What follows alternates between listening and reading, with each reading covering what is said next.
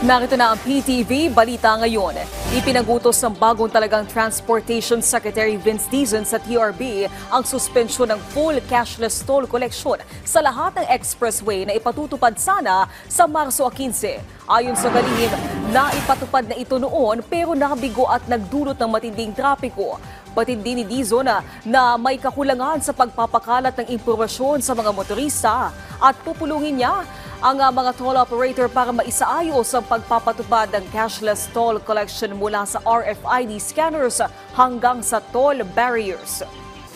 I want to first work with the two toll operators, MPTC and San Miguel, and let's tingnan muna natin yung sistema. Diba? Is there a way to make it more efficient? Okay ba? Lahat ba ng barrier gumagana? Lahat ba ng RFID nababasa? Diba? Kasi kung may problema pa tayong gano'n at hindi pa halos perfecto yung sistema natin, baka hindi pa panahon para bigla-biglaan tayong mag-cashless. Mga kumpanya ng langis magpapatupad ng bahagyang paggalaw sa presyo ng produktong petrolyo sa susunod na linggo. Batay sa pagtaya ng Mean of Platts Singapore, maaaring umabot sa hanggang 70 centavos ang aumento sa presyo ng kada litro ng gasolina. Maaaring namang mabawasan ang presyo o di kaya madagdagan ng presyo ng kada litro ng diesel habang posibleng walang paggalaw o di kaya magkaroon ng 10 sentimong aumento sa kada litro ng kerosene. Ayon sa Department of Energy, ang naturang paggalaw ay dahil sa supply disruption sa Kazakhstan at planong paghihigpit ng G7 sa oil price cap ng Russia.